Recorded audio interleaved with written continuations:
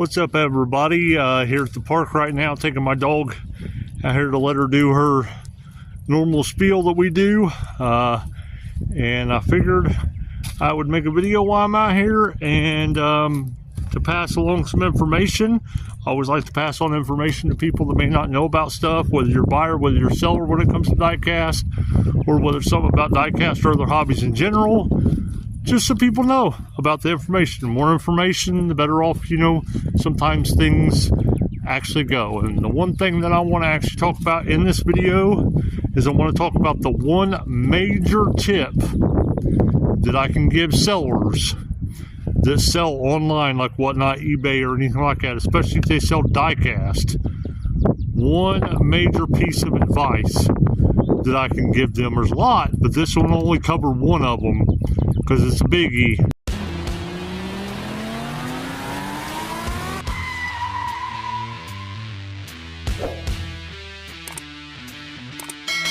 And sorry, there is some mowing going on in the background, but yeah, there is tons of advice I could give people, and by any means, I'm not a know-it-all.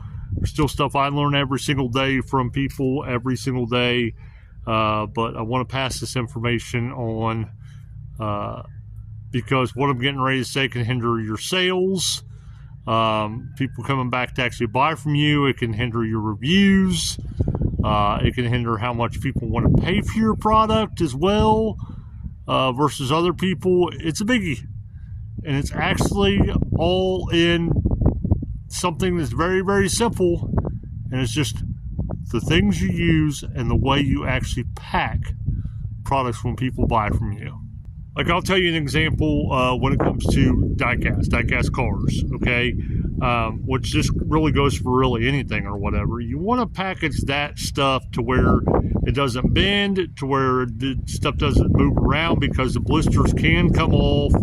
You want to make sure that, it doesn't shake around a lot in the box, because let's face it, a lot of places and stuff, USPS, UPS, FedEx stuff, they just throw our boxes around anyway. They don't care anyway. A lot of, not saying everybody is like that, but the majority of it is like that. So we need to keep it as still and as padded as possible to keep it from being damaged. The worst thing you can do is just put something on the bottom, throw the product in there, put something on the top, and that's it. That's all you do. Today I got a package of probably 20 different cars. It's a new seller from somebody off whatnot, and that's the way it was. A lot of the corners had banged up against the sides, making a lot of the cards soft corners now, making a lot of the cards bent up, and everything else. And again, that can hinder people buying from you or trusting to buy from you.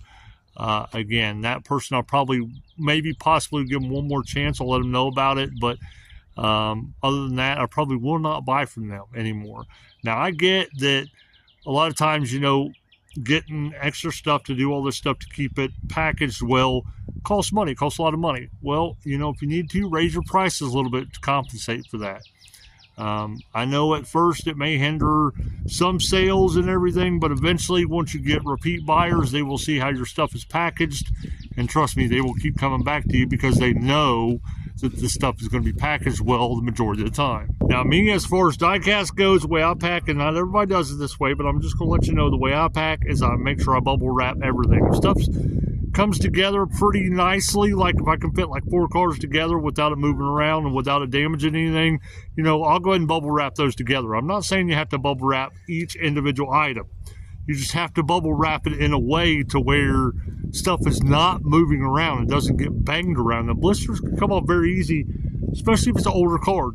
If it's an older card and everything, still got some age to it, it's not going to take much for that blister to come off, and that depreciates the value of the car tremendously if it's becomes an actual LOOSIE. But I make sure there's bubble wrap all the way around it.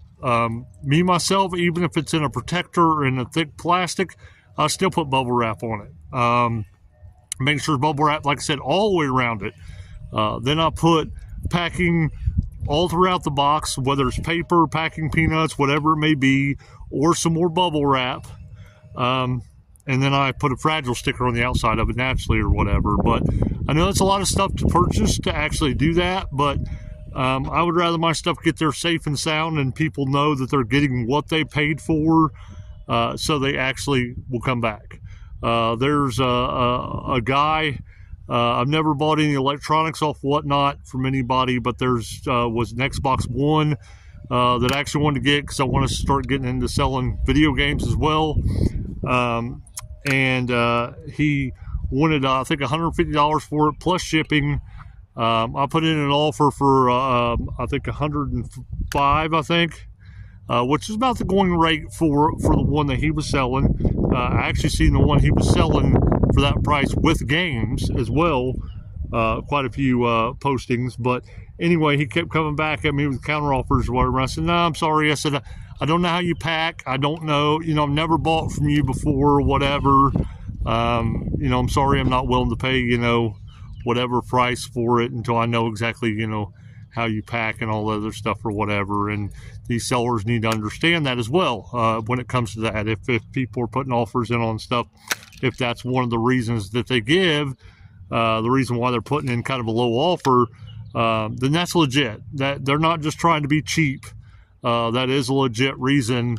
And then once they see you package well, guess what? They'll start paying top dollar for whatever you offer. They won't be putting in the offers. They'll just be buying it. I'm not willing to do top dollar on something that I don't know, especially when it's electronic like that and it's a high dollar item, whether it's going to be packaged well or get to me well or not. Like I said, I can also give other advice of some stuff that I've dealt with as a buyer and as a seller, both on all platforms. But you'll have to subscribe and check out our other videos and stuff, because I will always give advice on that kind of stuff, information about everything. Also have unboxings and show other stuff as well about diecast, about hobbies in general, not just diecast. So hopefully you enjoyed this video. Hopefully it helps you, and hopefully you have a great day, and we'll see you in the next video.